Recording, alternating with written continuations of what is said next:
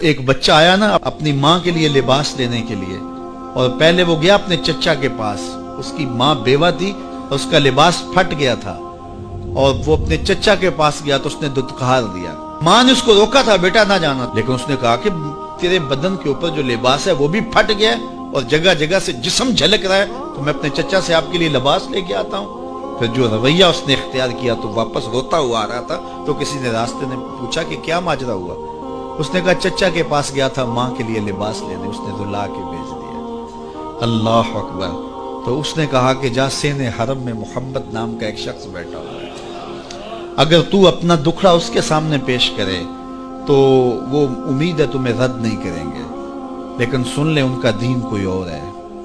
اللہ اکبر۔ اپنے ماں کے پاس آیا تو ماں کو کہا کہ چچا نے تو لا کے بھیج دیا، لیکن آپ کی حالت مجھ سے دیکھی نہیں جا رہی۔ بچہ ابھی شعور کی منزلوں میں قدم رکھ رہا تھا، پہلے بہت چھوٹا تھا، اب اس کے اندر ایک جذبات تھے بچے کے اندر۔ تو ماں نے کہا کہ بیٹا نہیں، ان کے پاس نہیں جانا، سنا ہے کہ جو ان سے ملے دین دھرم چھین لیتے ہیں اس کا۔ اللہ اکبر۔ تو حضور علیہ الصلوۃ والسلام کے پاس جانے سے ماں روکنے لگی، لیکن بچے نے کہا کہ امی میں پکا رہوں گا، بتوں کا وفادار رہوں گا، تم اس ٹینشن کو، اس پریشانی کو چھوڑ دو۔ اور حضور کی خدمت میں حاضر ہوا۔ حضور صحن حرم میں چادر اوڑے بیٹھے ہوئے تھے، اور جا کے کہنے لگا میں پہلے بات آپ سے کر لیتا ہوں، آپ کا دین میں نے قبول نہیں کرنا۔ حضور مسکرا کے بولے بیٹا بتاؤ کس لیے آئے ہو؟ کہا میری ماں بے لباس ہے، میں آپ سے لباس لینے آیا ہوں۔ حضور نے چادر رحمت اتار کے اس کے کندھوں پہ ڈالی۔ اللہ اکبر۔ وہ واپس آ گیا اور ماں پر حضور کی چادر اڑائی۔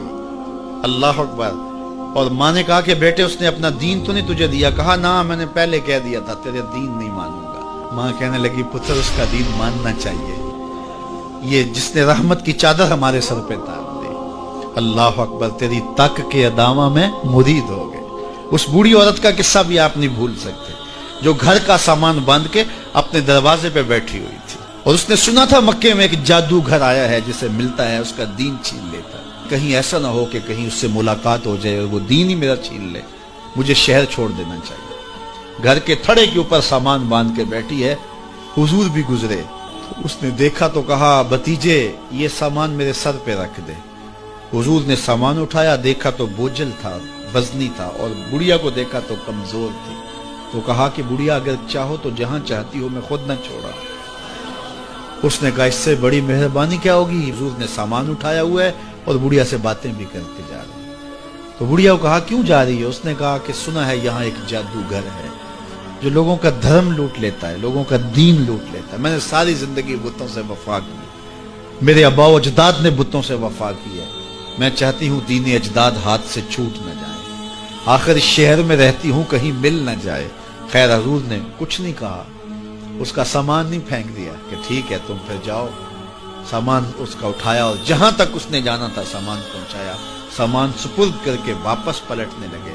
تو اس نے کہا بچے اپنا نام تو بتا دے، لوگ کہیں گے کہ مکہ چھوڑ آئی ہو تو بتاؤں گی ایک جادوگر کے دکھ سے چھوڑ آئی ہوں، تو وہ کتنا برا بھلا کہیں گے شہر مکہ کو کہ جس مکہ سے لوگ نقل مکانی کرنے پہ مجبور ہو گئے، تو میں انہیں یہ بھی بتاؤں گی کہ جس مکے میں جادوگر رہتا ہے اتنا اچھا نوجوان بھی رہتا ہے، تو تیرا نام لیا کروں گی، تیرے قصیدے پڑھا کروں گی۔